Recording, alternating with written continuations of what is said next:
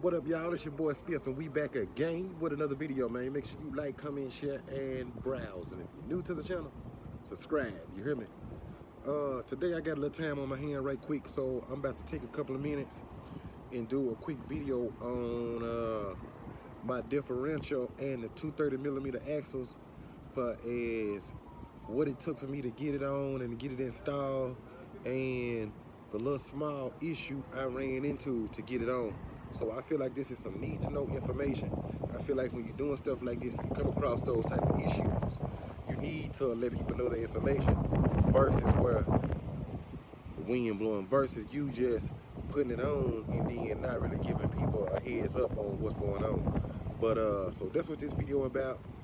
It's not gonna be a very long video, and I'm gonna go into a little bit of detail on the mechanics of how the 390 LSD work and a little bit more. So let's hop right to it. Okay, so quite a few of y'all have been asking me where did I get my 3.90 LSD from. Well, I got mine off of eBay, and I paid like $7.50 for the part itself. And after shipping and handling, it was like a little over $8. But as you can see right here, it say $11.25, and that's a drastic change in price from what I paid. That's like $300 more than what I paid. And I don't know if the seller that sells are price gouging or just like everything else, inflation, the price done went up on these things. But that's really expensive. But if you go on Instagram, go on Google, or you could Google one of the chargers or challenger forums, and you can ask people on there, and they can tell you straight up right off the bat almost anything you want to know. Like, you got Mopar gurus on there. They can tell you anything you want to know about those cars and where to find this and where to find that, where you can get this from, where you can get that from. So you may be able to find something like that for half the price of what I paid for it. Like I said, I paid about $800. You probably could get one used somewhere for maybe like $5. And as you can see right here, this is a list of the vehicles that this is designed for. A lot of people say, oh, well, the 3.9, that ain't Scatpack differential. Where, as you can see right here, these are the vehicles that it's designed to go on. You can see the RT Scatpack, the wide bodies. So I'm showing y'all that. So just to let you know that you can get a Scatpack differential on your V6, and it will fit, man. So just to let you know, and for my RT folk that's on them open differentials, you're going to get more out of this LSD than I am, because of course you on that Hemi 5.7. So I highly recommend this for my 5.7 folk too. Y'all going to really appreciate that 3.90 LSD versus that open differential. I did a LSD swap on my V6.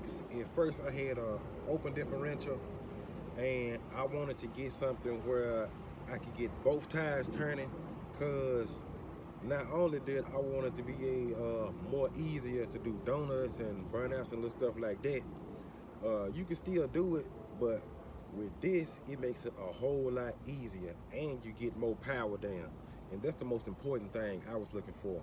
And after I noticed the dynamics and change between the 3.90 LSD and the one that was on there, the stock V6 differential, man, the comparison is like night and day.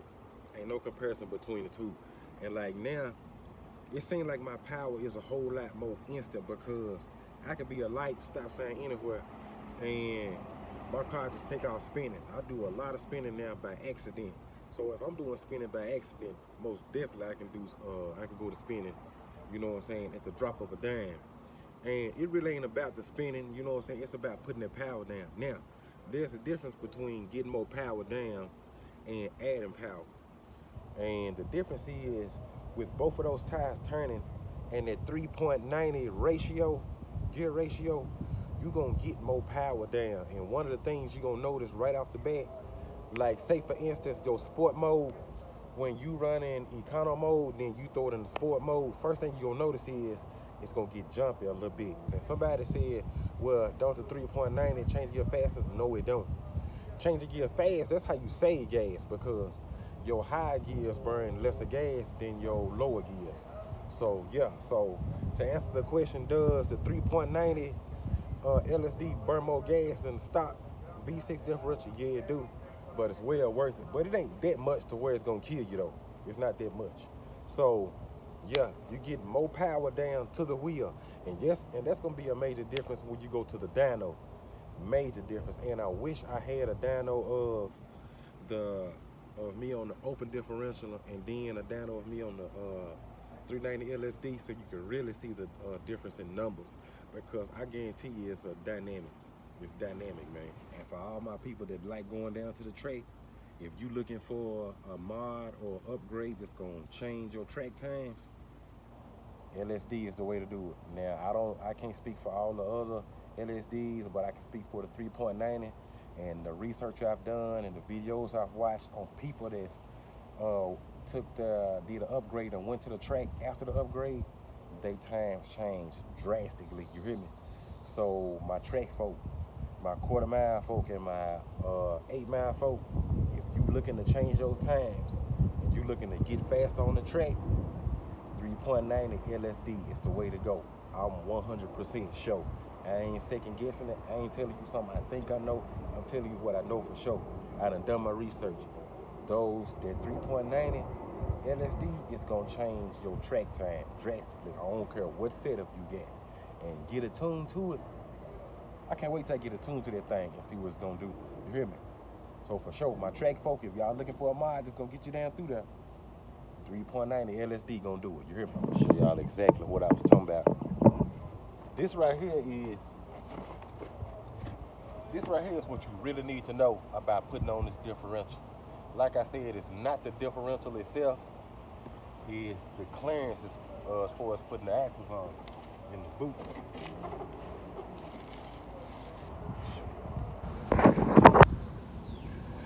Alright, so this is the 230mm axle, and this bad boy is heavy, you hear me?